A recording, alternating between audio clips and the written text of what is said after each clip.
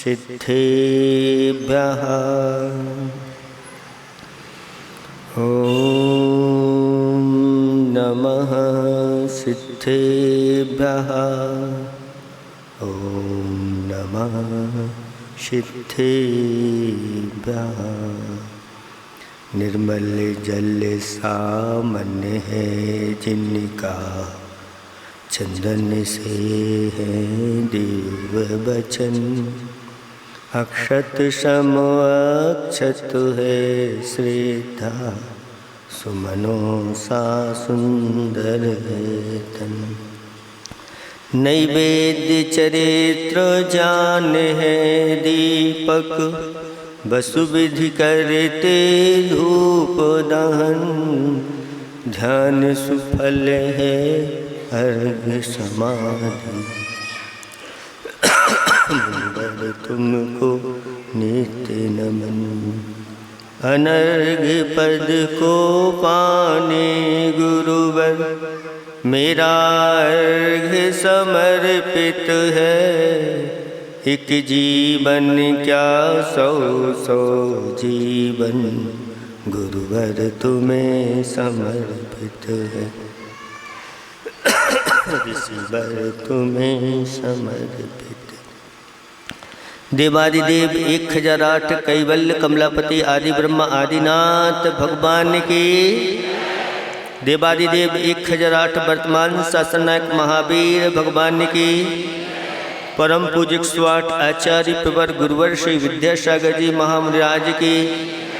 3 कम 9 करोड़ मुनिराजों की। बोलिए परम पूज्य 108 मुनि श्री विमल सागर जी महाराज की। समस्त मुनि धर्म स्नेही बात्माओं, जैसा कि अभी पंडित जी ने निवेदन किया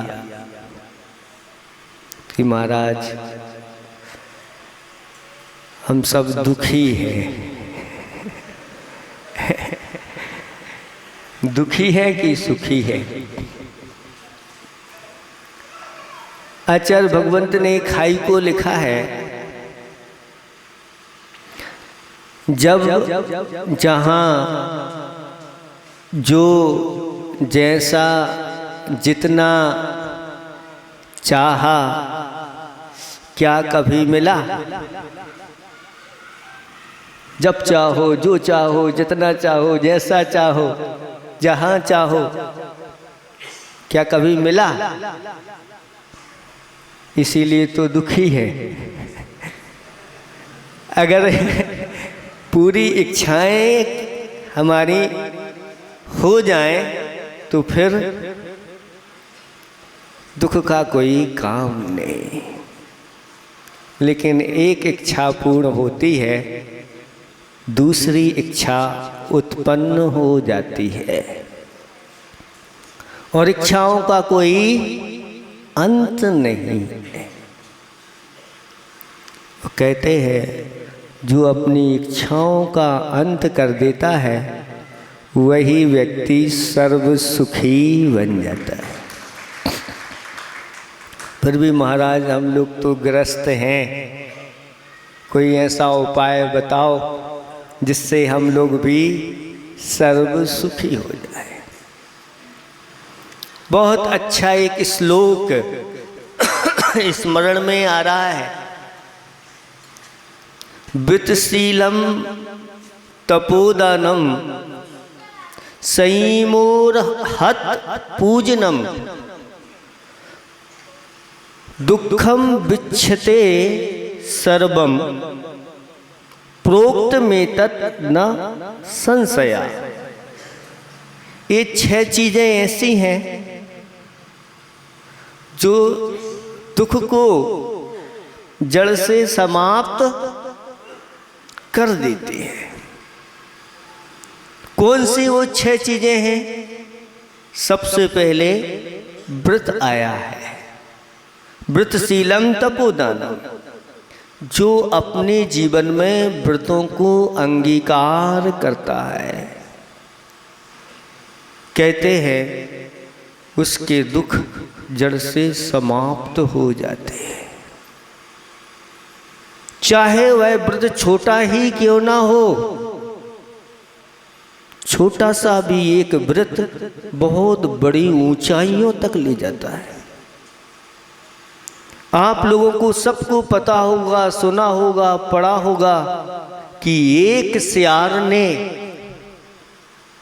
रात्रि में चारों प्रकार के अन्न जल का त्याग किया। गर्मी का समय था, रूखा सूखा भोजन उसने किया, गला उसका सूख रहा था, पानी की खोज में इधर उधर भटक रहा था कि एक बावड़ी उसको दिख जाती है और जीने से उतर करके बावड़ी के अंदर जाता है, लेकिन बावड़ी में अंधकार था। प्यास लगी है, प्राण निकलने वाले हैं, पानी सामने है, आप क्या करोगे? लेकिन उसने पानी नहीं पिया, क्योंकि संकल्प था कि रात्रि में जहाँ अंधकार होगा वहाँ मैं किसी प्रकार का भोजन पान नहीं करूँगा। ये किसकी बुद्धि चल रही है? मनुष्य की नहीं, एक त्रियंच है, पशु है, जिसने मुनिराज से व्रत ग्रहण किया है कि रात्रि में मैं भोजन नहीं करूँगा, पान नहीं करूँगा, पानी का भी त्याग करने वाला। और ऊपर जैसे ही आता है और देखता है कि उजेला है, तो फिर वो सोचता है कि कहीं पढ़ा लिखा नहीं था, जितनी बुद्धि थी उतना काम किया, चलो एक बार फिर नीचे जाते हैं। और नीचे गया तो अंधेरा है, फिर ऊपर आया और ऊपर नीचे होते हुए भी उसने पानी नहीं पिया और प्राण निकल गए। और दूसरे भव में वह उच्च कुल में जन्म हुआ और उसका प्रीतिंकर नाम रखा गया और उसके लिए सर्व प्रकार के सुख प्राप्त हो गए। और उन सुखों को भी उसने, विषय सुखों को तिलांजलि दी और दिगंबर मुद्रा को धारण किया।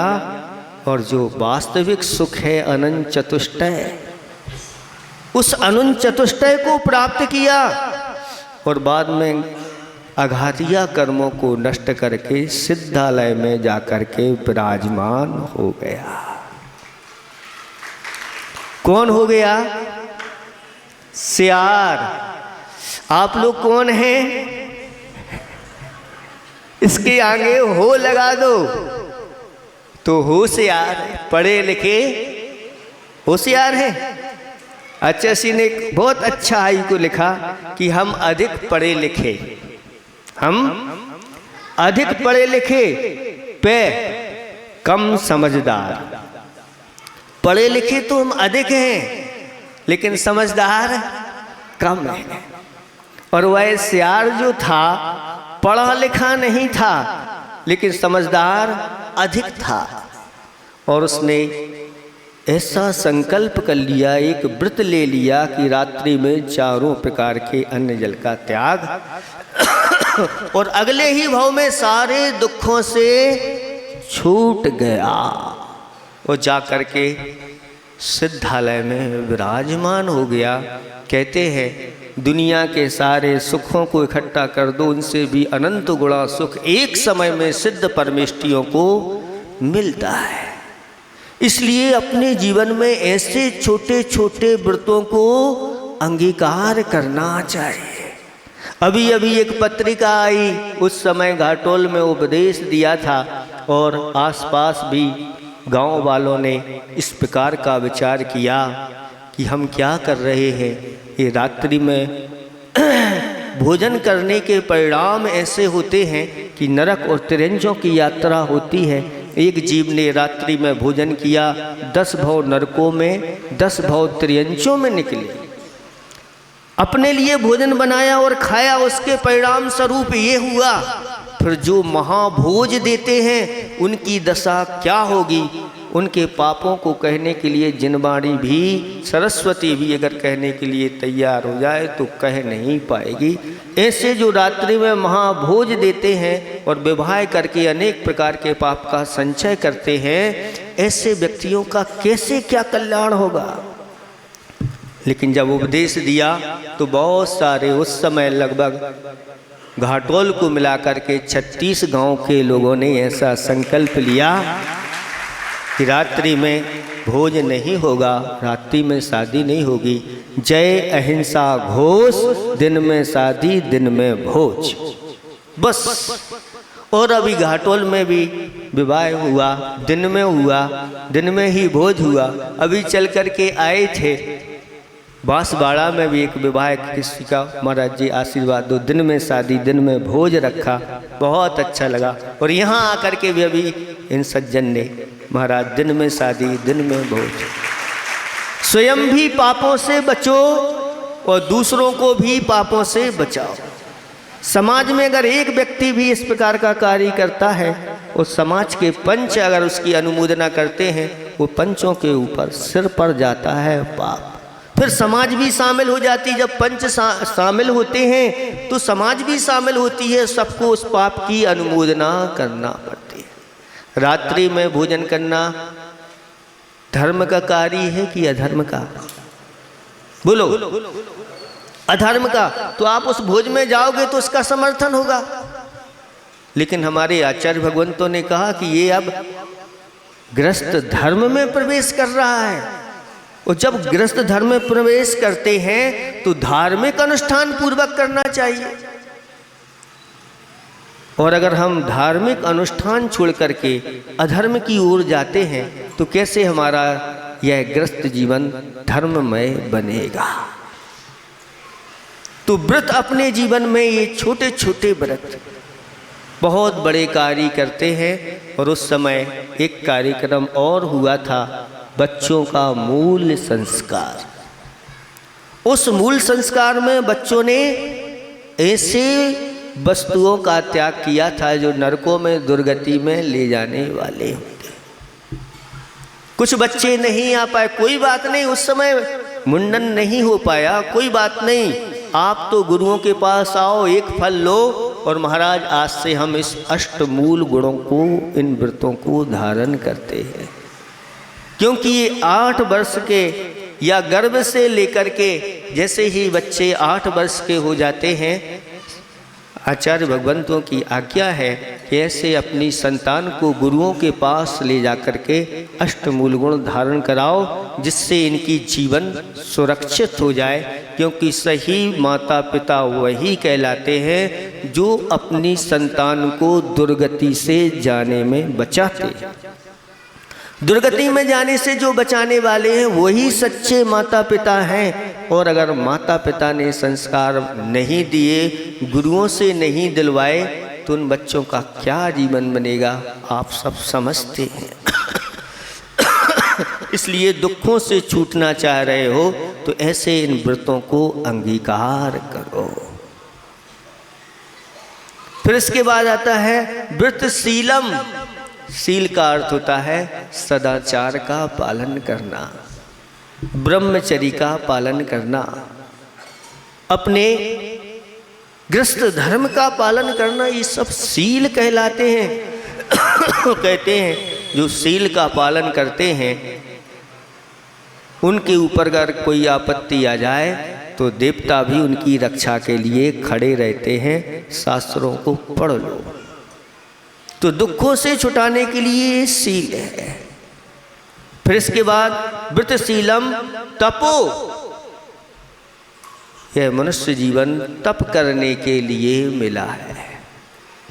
नरकों में तो तप होता नहीं, लेकिन जहाँ नरकों में गर्मी पड़ती है निरंतर तपते रहते हैं, लेकिन तप नहीं होता। गर्मी तो पूरी सहन करना पड़ती है, कोई वहाँ प्रतिकार नहीं। सर्दी इतनी पड़ती है कि उसका कोई प्रतिकार नहीं। सब सहन करना पड़ता है, ऐसी स्थिति होती। तब आचार्य भगवान कहते हैं कि नरकों के ऐसे दुख सहन करके आए हो, अब मनुष्य जीवन मिला है तो कुछ अपने जीवन में तप करो, उपवास आदि करो। जो अष्टमी का उपवास करता है अष्टम वसुधा को प्राप्त होता है। जो चतुर्दशी का व्रत करता है वह 14वें गुणस्थान को पार कर जाता है। ऐसी महिमा इन व्रतों की बताई है। नंदीश्वर आदि जो व्रत करते हैं बहुत जल्दी इस संसार से पार हो जाते हैं। परुषण पर्व करते हैं, बहुत जल्दी संसार से पार होते हैं। ऐसी महिमा बताई गई। इसमें ज़्यादा कष्ट नहीं होता। कितना कष्ट सहन करके आए हो। अभी इसी भाव का देख लो। अचैसी ने खाई को लिखा है 9 मास उल्टा लटका, अब कष्ट, अब तप कष्ट कर क्यों। आपसे कह दें कि 9 घंटे के लिए आप कायो सर्ग में खड़े हो जाओ, हो जाओगे क्या? महाराज 9 घंटे क्या, 9 मिनट भी स्थिर। और आप इतने पावरफुल, इतना तप करके आए हो। 9 महीने उल्टे आपने या हम सब ने गर्भ में वह दशा निकाली है। जब 9 महीने उल्टे लटक सकते हैं तो फिर 9 मिनट या 9 घंटे खड़े नहीं हो सकते। आपके अंदर शक्ति विद्यमान है, लेकिन वह शक्ति को उजागर करना है अपने भावों के द्वारा। सुकमाल के लिए क्या, एक सरसों का भी दाना चुभता था, लेकिन जब उसकी अंदर की शक्ति का भान हुआ तो जंगल में भी पैर लहू लुहान है, लेकिन अंदर से वैराग और उत्तम सहनन है। और खड़े हो गए 3 दिन के लिए। स्यालनी खाती रही, लेकिन किसी प्रकार से वह विचलित नहीं हुए और जाकर के सर्वार्थ सिद्धि के सुखों को प्राप्त कर लिया। दुखों से छूटने के उपाय बताए जा रहे हैं। ये उपाय है, इसलिए अपने जीवन में व्रतों को करना चाहिए, तप करना चाहिए। चौथे नंबर पर आता है दान।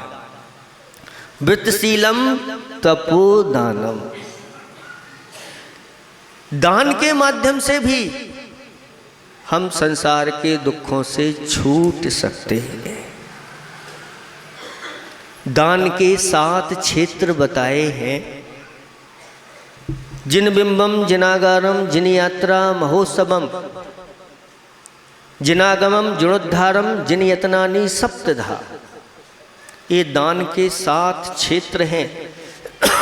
इनमें जो व्यक्ति अपने उत्तम धन रूपी बीज को इन क्षेत्रों में लगा देता है, कहते हैं कि वह संसार के सर्वश्रेष्ठ सुखों को प्राप्त हो करके उसके भी एक दिन पंच कल्याणक हो जाते हैं। कितनी बड़ी बात है। नौगामा में यहाँ पर भव्य जिनालय बनने जा रहा है गुरुदेव के आशीर्वाद से। और यहाँ पर मुनि पुंगव निर्यापक श्रमण उनका सानिध्य मिला और इन लोगों ने भाव बना लिए और एक बहुत बड़ा जिनालय मुनि श्रोभितनाथ का। कितनी बड़ी प्रतिमा, 15 फीट की वह प्रतिमा वहाँ पर विराजमान होने जा रही है। ये अपने आप में बहुत ही, आचार्य भगवान कहते हैं, ये सुअवसर हमको मिले हैं।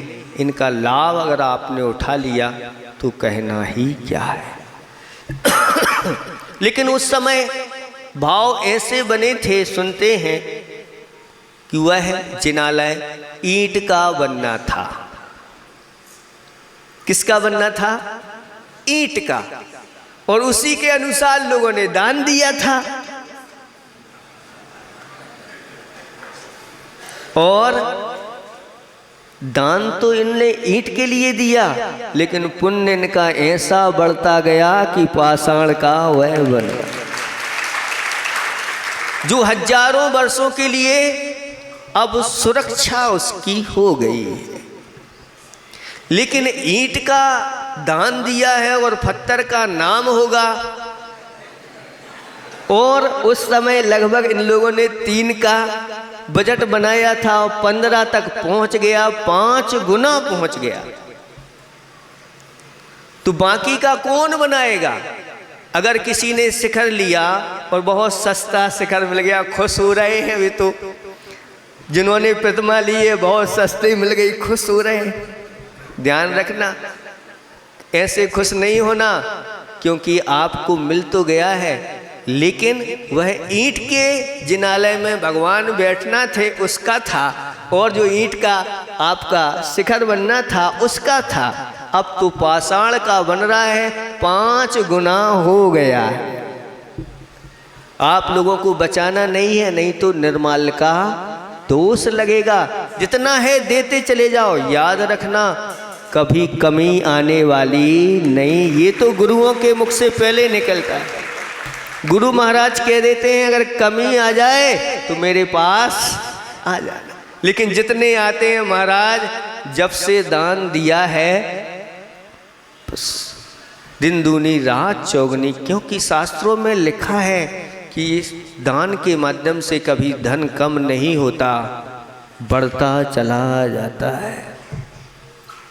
और जो दान नहीं देते, रखते चले जाते हैं, कहते हैं उनका पूरा का पूरा धन यहीं पर पड़ा रह जाता है और नरकों की यात्रा हो जाती है। लुब्धक सेठ की कथा आप लोगों ने सुनी होगी। उस लुब्धक सेठ ने अपने तहखाने में बहुत जोड़े जोड़ करके रखे थे। कैसे जोड़े? अच्छे अच्छे जोड़े, हाथी के जोड़े, घोड़े के जोड़े, हंस आदि अनेक प्रकार के यक्ष यक्षिणियों के जोड़े। लेकिन वह जोड़े काय के थे? पत्थर के, माटी के, सोने के। बड़े बड़े हाथी, सोने के घोड़े, और उनमें सब में रत्न जड़े हुए थे। लेकिन उसके तहखाने में एक बैल सोने का बन करके खड़ा था। एक बैल और चाहिए था। उस बैल के लिए वह सेठ विदेश की यात्रा के लिए निकल पड़ता है और बहुत सारा धन कमा करके ला रहा था।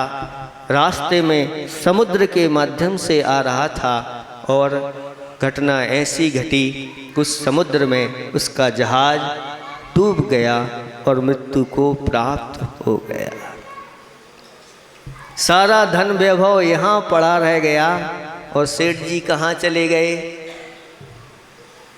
सेठ जी के 2 पुत्र थे, एक का नाम गणोदत्त, एक का नाम नागदत्त था। जब बड़ा पुत्र कुछ रत्न लेने के लिए तहखाने में जाता है और जैसे ही तहखाने में प्रवेश करता है और बहुत बड़ा सर्प काला वहाँ पर बैठा हुआ है। कहाँ से आ गया? प्रदर्शनी जो लगी हुई थी वो तो जड़ रत्नों की थी, सोने चांदी की थी, लेकिन जीवंत प्रदर्शनी के रूप में ये सर्प कहाँ से आ गया? वही पिताजी सर्प बन गए। अब धन के ऊपर बैठे हुए हैं तो आचार्य श्री कहते हैं कि कुंडली मार, कुंडली मार, कंकड़ पत्थर पे क्या मान बैठे। अब सर्प है, उसके लिए धन क्या है, क्या उपयोग करेगा? कंकड़ पत्थर है, लेकिन फिर भी उस धन के प्रति आसक्ति है। और जैसे ही वह अंदर जाता है और जाने नहीं देता, बड़े पुत्र को बहुत क्रोध आता है और एक बहुत बड़ा पत्थर उठा करके उस पर पटक देता है। वह सर्प मर करके चौथे नरक में चला जाता है। ये है स्थिति। इसलिए हमें जोड़ना, ऐसा जोड़ना है। आचार्य श्री कहते हैं जोड़ो ना जोड़ो, जोड़ा छोड़ो, तो जोड़ो तो बेजोड़ जोड़ो। अपने जीवन में ऐसा जोड़ो कि वह बेजोड़ हो और ऐसा उसके माध्यम से बढ़ता चला जाए। अभी बताते हैं कि यहाँ 200 घर हैं और 200 घर में मात्र 25, 30, 40 लोगों ने ही दान दिया है, बाकी के सब जोड़ करके रखे हुए हैं, या फिर अपना पुण्य वह बढ़ाना नहीं चाह रहे हैं। एक बार इस योजना से आप जुड़ करके देखिए। जितनी शक्ति है, हम ये नहीं कह रहे कि शक्ति से बाहर दो, लेकिन शक्ति ऐसा भी नियम बना लो कि प्रतिदिन 100 रुपये का दान हम एक गुल्लक बना लो उस जिनालय के नाम से, और प्रत्येक घर से एक गुल्लक ऐसी रखी जाए जिसमें मात्र ज़्यादा नहीं देना, 100 रुपये का आप दान दीजिए। फिर देख लो 5 साल में आपकी क्या स्थिति होती है। अगर घाटा हो गया तो हमारे पास आ जाना। और कितना बढ़ता है। आपने कई बार पूज्य मुनि श्री के प्रवचन सुने होंगे। वह तो कहते हैं भैया आप लोग जो है ना भगवान को पार्टनर बना लो। कितना बटा, जो कुछ कमाते उसमें से 100 रुपये हम बस जिनालय के लिए प्रतिदिन डालेंगे, बस 5 साल तक कर लो। देखो कैसे शास्त्रों में ऐसा लिखा गया है कि अगर हम ब्याज पर अपना रुपया दे देते हैं या फिक्स कहीं जमा कर देते हैं तो 7 साल 10 साल में दूना हो जाता है। और उसी धन को अगर हम व्यापार में लगा दें तो अच्छा व्यापारी हो तो चौगुना कर सकता है।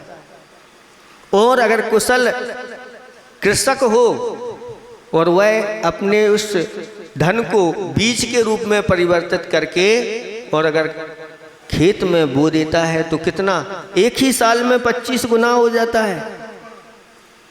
फिर 10 साल में कितना हो जाए आप देख लो। लेकिन वही धन जब ऐसे धर्म के 7 क्षेत्रों में लग जाता है तो आचार्य भगवान कहते अनंत गुणा फल वह देता है। अनंत गुणा लिखा हुआ है, यानी यह जो जमा आप किसी को दे नहीं रहे हो, आप फिक्स कर रहे हो, जमा कर रहे हो। और ये कितना गुना मिलेगा तो कहते हैं अनंत गुना मिलेगा। इसलिए अंदर की एक कंजूसी आप छोड़िए और उस मंदिर से आप जुड़ते चले जाइए। कंजूस के लिए कुछ पंक्तियां हैं। क्या है, सुनो अच्छी तरह से, अच्छी पंक्तियां हैं, सुनने लायक हैं। कंजूस कभी हाँ हाँ नहीं करता, उससे कहो भाई दान कर लो थोड़ा सा, अभी नहीं, अभी ना ना ना ना ना ना ना कर जब जला दान ना ना दिया है। क्या करता है कंजूस, ना ना ना ना कर जब जला दान ना ना दिया है। जो दान नहीं देते वो कौन है, ना दिया कौन है वो, दान ना दिया है। माया जोड़ी सियत कथरी घोर सत्तू पिया है। कंजूस कैसा होता है, माया जोड़ी सियत कथरी, कथरी जानते हैं, वो जो कपड़े जोड़ जोड़ करके और उसको बना ली जाती है, उसमें अच्छे अच्छे धन भी उसी में। कथरी तो ऐसी दिखती है, कौन ले जाएगा एक कथरी, और उसी में रखते चले जाते हैं रत्न। माया जोड़ी सियत कथरी। और खाने के लिए क्या करता है, अच्छा अच्छा भोजन नहीं करता, घोर सत्तू पिया है। सत्तू बनाओ, घोड़ो और पी जाओ। सत्तू जानते हैं आप लोग, हैं? चने आदि को मिला करके, जवा गेहूं आदि मिला करके और सेंक करके सत्तू तैयार होता है। तो माया जोड़ी सियत कथरी घोर सत्तू पिया है। अब देखो क्या सोचता है वो, सोचा तो था मरत बिरिया साथ लेके चलूंगा। वह सोचता है जब मैं मरूंगा तो इस कथड़ी को, गुदड़ी को साथ में लेकर के, लेकिन जब गुदड़ी की वह थोड़ी बार बार सुरक्षा करता है तो किसी ने भांप लिया कि इस गुदड़ी में कुछ रखा है। सोचा तो था मरत बिरिया साथ लेके चलूंगा। फिर क्या हुआ, चोरा आए सब लुट गयो, बस हाथ ही मलूंगा। चोर आए और उस गुडड़ी को लेकर के चले गए और ये अब हाथ मलते रहे। कंजूस की दशा ऐसी होती है। मधुमक्खियों का जो छत्ता होता है और मधुमक्खियां अपने शहद को उसमें इकट्ठा करती हैं, लेकिन मधुमक्खियां उस रस का पान नहीं कर पाते, दूसरे लोग। ऐसे ही कंजूस का धन जो होता है वह दूसरे लोग ही उपयोग करते हैं, लेकिन जो समझदार होते हैं, बुद्धिमान होते हैं, गुरुओं के उपदेश को जो स्वीकार कर लेते हैं और ऐसे भव्य जिनालय बना करके उसमें अपने इस धन को लगा देते हैं, उनका धन दिन रोती रात चौगुनी वृद्धि को प्राप्त होता चला जाता है और आगे जा कर के वह सभी प्रकार के सुखों को प्राप्त करा देता है। इसलिए आज संकल्पित हो जाओ पूरे नौगामा के लोग, कम से कम प्रत्येक घर से एक एक गुल्लक रखवा दो और 100 रुपये प्रति दिन उसमें डालना है। कितने लोग तैयार हैं? सहज हो जाएगा, पता भी नहीं चलेगा कि कब हमने दे दिया। जब तक मंदिर बन रहा है तब तक के लिए ये संकल्प आप लोगों को लेना। कितने लोग तैयार हैं? बहुत अच्छा, 1 2 3 4 और भी पीछे 5-6 हाथ हैं। इधर से भी महिलाएं बहनें सबको एक प्रेरणा देना है और एक समाज के द्वारा ये बना करके सबके द्वारा वहाँ एक गुल्लक रखवा दो। बहुत जल्दी उनका पुण्य तो ऐसा बढ़ेगा, जब पंच कल्याणक होगा तो बढ़ चढ़ करके वह काम करेंगे। आप लोगों से ज़्यादा नहीं कहना, समय बहुत हो रहा है, तो कौन सी चीज़ें बता दी? अभी 4 बताई हैं, 2 रह गई हैं। बहुत अच्छी अच्छी चीज़ें आपको बताई जा रही हैं कि वृद्ध शीलम तपोदानम, दान हो गया। अब क्या है? तो कहते हैं संयमोर अर्हत पूजनम। संयम, अपने जीवन में संयम को जो धारण करता है वह एक दिन अपने यम को यानी मृत्यु को भी जीत लेता है। जिन्होंने भाव सहित ऐसे संयम को धारण किया है, बहुत जल्दी वह संसार के सर्वश्रेष्ठ सुखों को प्राप्त कर लेते हैं। इसलिए संयम से डरना नहीं चाहिए, क्योंकि ये संयम की प्राप्ति कहाँ होती है? स्वर्गों में। स्वर्गों में जाके संयम लोगे क्या? तो फिर त्रियंचों में भी नहीं, फिर नरकों में तो मिल जाएगा क्या?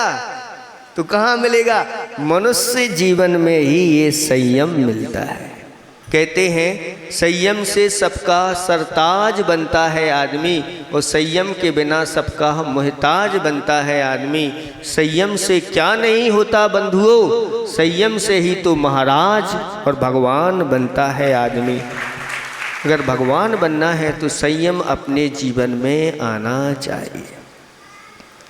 अनंतों बार नरकों में गए, कितनी बार? अनंतों बार। और नरकों में जाकर के भगवान से हाथ जोड़ के प्रार्थना कर, भगवान इन दुखों से मुझे बाहर निकाल लो। जैसे ही मैं मनुष्य बनूंगा संयम धारण करके अपना कल्याण करूंगा।